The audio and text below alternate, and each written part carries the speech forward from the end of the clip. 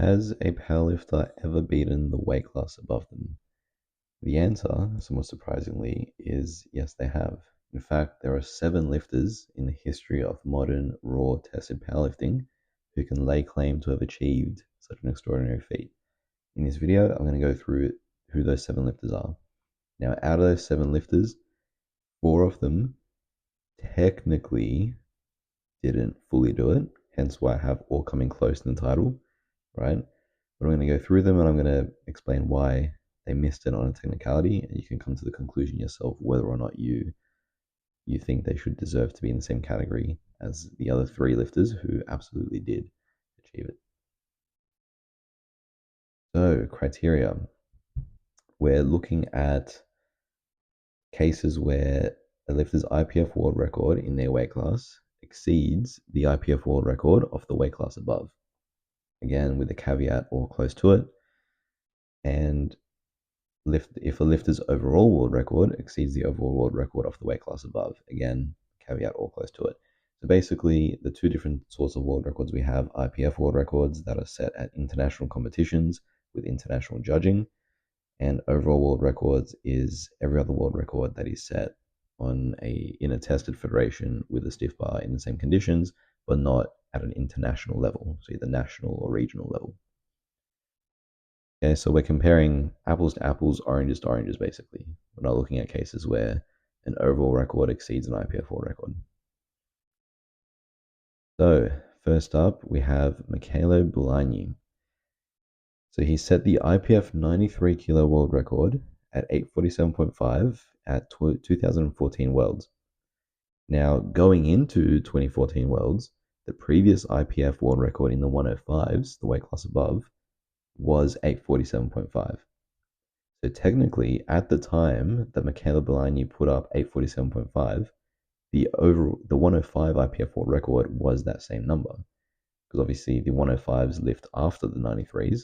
So technically, for that day or few hours or whatever the difference was between the 105s and 93s competing, Mykhaylo Bulanyy managed to match the world record total of the weight class above. He didn't exceed it, but he matched it.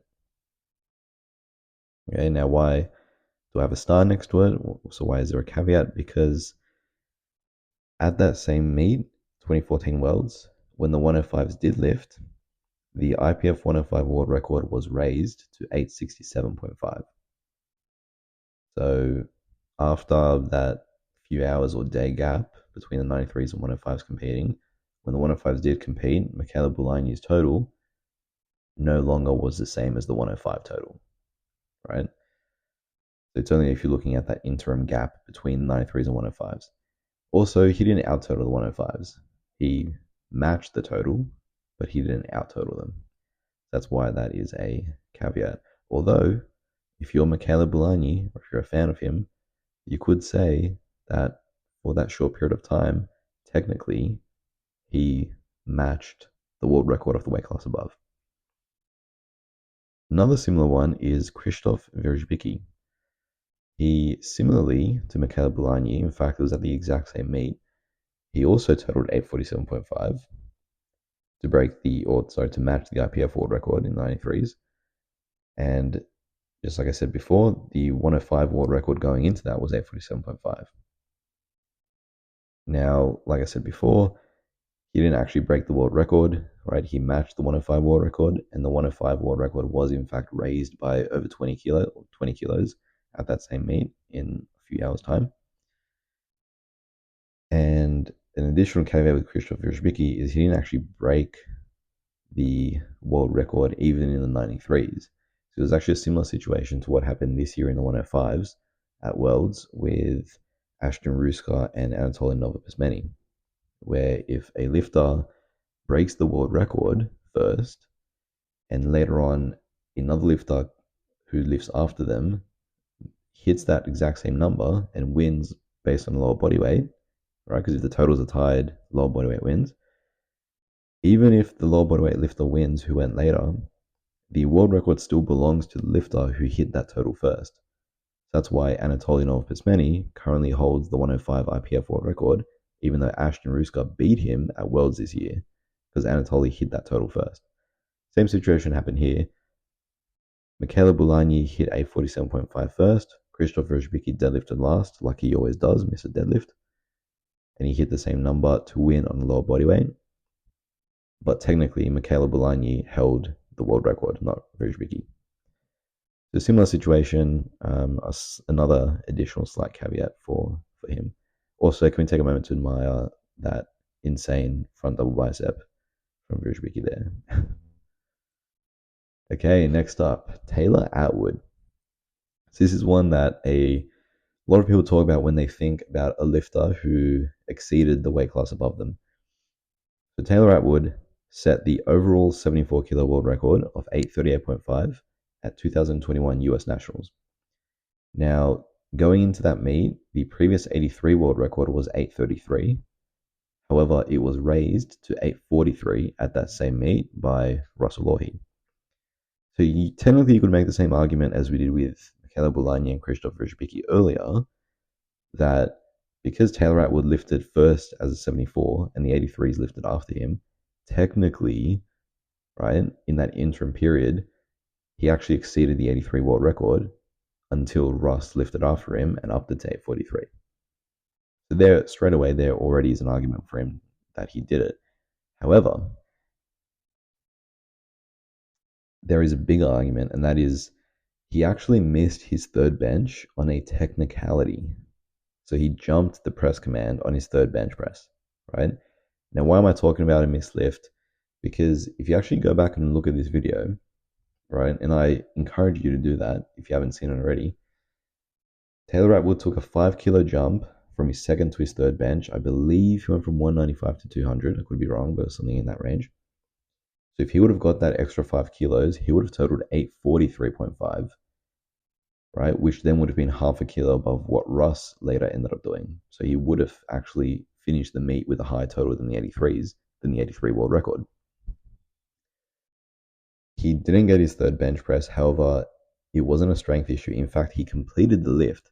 So he completed the rep. He lifted the weight, but he got 2 red lights and 1 white light. So 2 red, 2 to 1 on reds, which means it was ruled a no lift. And the reason was that he jumped the press command. Now, if you go back and watch the video, you will see that there was a legit pause on that bench press. It wasn't like he touch and go'd it, bounced off his chest. It was a legit pause. He pressed it. He locked it out. His butt didn't come off the bench, right? In fact, it was so convincing that one of the judges even gave him a white light, right? That shows you how close that call was. It was a 50-50 call, very easily could have gone his way.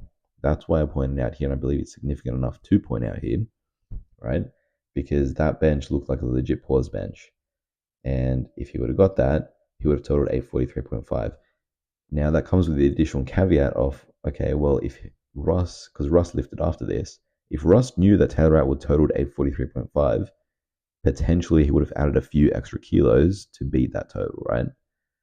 So it's kind of unfair to say that he would have ended up out-totaling Russ at that meet. However, if you do give him that bench press, which I think you should have been given to him because it was a good lift, and you assume that Russ does the same thing, then Taylor Atwood would have exited that meet out-totaling the 83s. So he would have set a world record that actually out-totaled the world record of the weight class above, exactly what this video is about. And the significant thing about this as well is if you give that to him, that record would have lasted all the way till 2023 US Nationals, when the overall 83 world record was raised to 851 kilos. So 822 days, right? We're talking over 2 years. Taylor Atwood would have been the strongest 83 of all time, despite competing in a weight class down as 74. Now, talking about 2023 US Nationals with that 851, that was actually done, funnily enough, by Austin Perkins, who is the next lifter on our list. So Austin Perkins, at 2023 US Nats, set the overall 83 world record of 851. The previous 83 world record was 843, like we mentioned. It was done 2 years earlier by Russ. So Perk matter-of-factly out-totaled the 83s.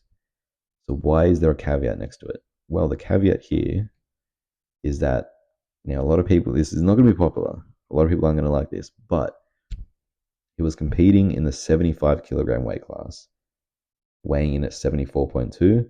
So technically, he was a light 83 when he did this, right? Now, I know this is not popular, and this is through no fault of his own. It's not like he was competing at 74 and he missed weight, right? That's not the case.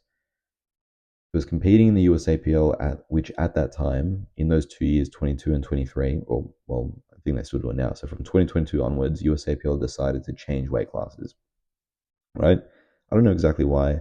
I think they just were trying to ruin the sport of powerlifting and alienate themselves from the rest of the world. That's just my guess of what they were doing. But they did a very good job of achieving that exact thing. But they made a 75 kilo weight class instead of 74. So, I mean, for all intents and purposes, it's 1 kilo difference. It's not significant. Even Perk, he wasn't like he was cutting into the 75s where an extra kilogram weight cut would have hurt him. He was just over 74. And we saw what he did this year at PA Nats, at Worlds, where he broke the records there, albeit he didn't break the 851, but he still broke the IPF world records at 74. So it's not like it would have been a detriment to his performance, and I think he absolutely could have done this weighing 74 if he wanted to. However, with weight classes, they're numbers. That's the beauty of it, right? You're either in the weight class or you're not, and technically at that point in time, he was not. That's why I put an asterisk, and on a technicality, you could argue he didn't do it. But really, he kind of did, right?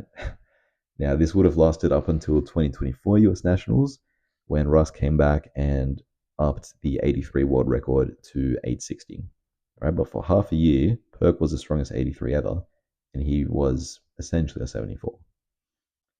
Okay, enough with the technicalities. The next 3 lifters we're going to go through actually did out-total the weight class above them without any technicalities. First up, we have Mohamed Bouafia, who did it as a 120. So at 2012 Worlds, the first ever Raw IPF Worlds, he set the 120 world record at 9:15.5. That same year, the 120 plus world record, which was the winning total at 2012 Worlds, was only 9:07.5 by Blaine Sumner, I believe.